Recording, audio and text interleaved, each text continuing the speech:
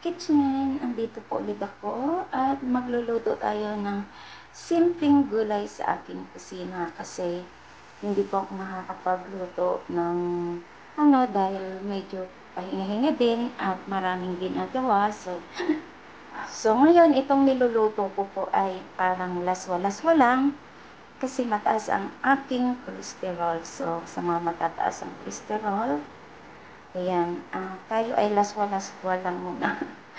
So, ito po ay piprituhin ko muna siya. Ang galunggong. Dalawa lang po yan. So, may malunggay ako dito. Ang malunggay ko po ay lagi ko talagang present sa paggulay kasi marami po siyang sustansya. Ayan. So, meron po akong orange na kamote, spring onion, at may bagyo beans ako dito at saka okra. And from my backyard. So, start po tayo sa ating pagluluto. Simpleng gulay lang po sa ating kusina. So, ayan, ito po ito. Ayan.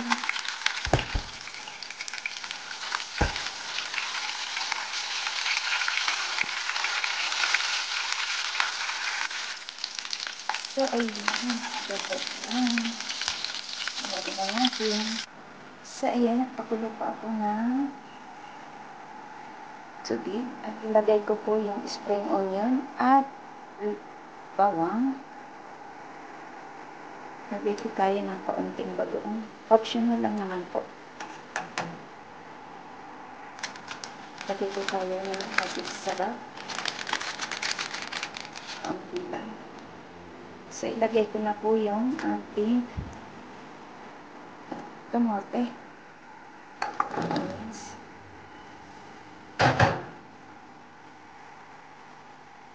At ang ating kung may sitaw, maganda. Pag-events po itong andito ko. At ilagay ko na din yung okra. Ating okra. At sunod ko na din yung ating sili. At maglagay na din ako ng kaunting asin.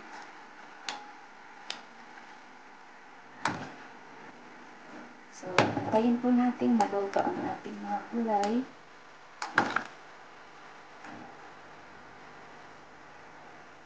So, ayan, check natin ang ating kamote kung luto na. At ang ating okra ay medyo luto na. So, check po natin ang aking so, luto na. Yan. Ilagay ko na yung aking may alugbati ako dito, may kaunti saluyot. Ayan.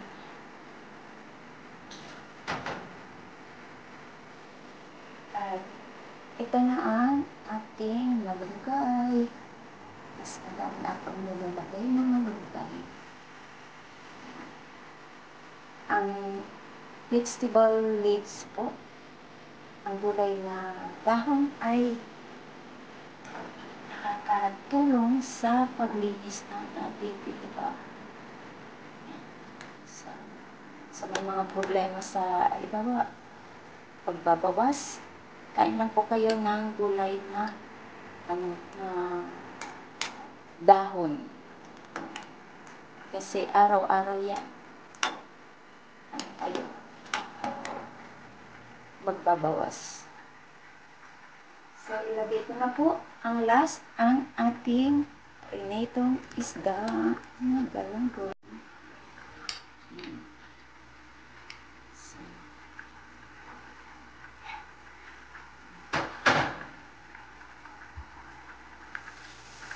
Sarap nga ito, matamis-tamis, laswa lang po siya. Para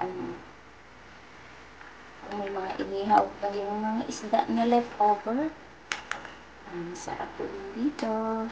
So, check po natin at hanguin na po natin. Tingnan ko muna ang ating lasa nito.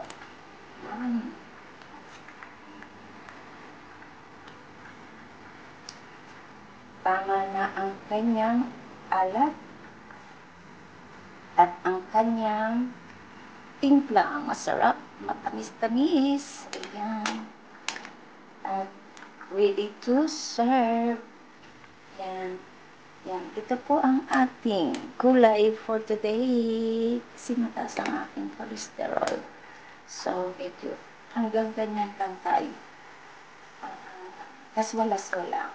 So, hanguin na po natin at ilagay sa aking serving bowl. So, ayan na po ang ating gulay for today. Sinabawang gulay na may galunggong. Ayan. Simpleng luto sa aking kusina na sa mga tataas ang cholesterol away from mantika. Pero yung isda ay prinito ko pa din sa mantika. Pero at least hindi siya talaga, di ba? At may gulay. Ayan. Ayan. Thank you so much po sa inyong lahat sa inyong panonood ng aking luto for today. That is my own recipe. So, ganyan lang ako para maging mahaba ang ating buhay. Gulay is life. Ayan.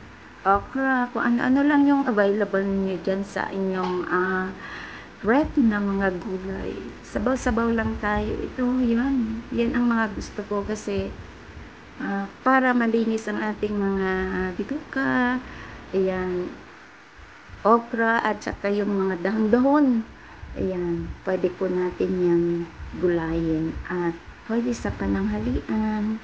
May gulay ka na, may sabaw ka pa. At ang isda ay healthy po yan sa ating katawan.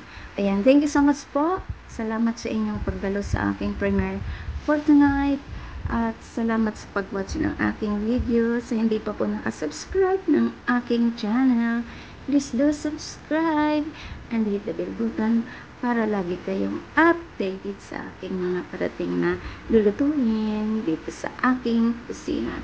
This is Laurie's Kitchen. Thank you and big love shoutout sa inyong lahat yan. Bye-bye! Kain na po tayo! Ayan. Mura na, masarap pa, healthy pa. Bye-bye! Tara, kain tayo po. Bye-bye! Salamat po sa inyong lahat dyan. Thank you and big love shoutout.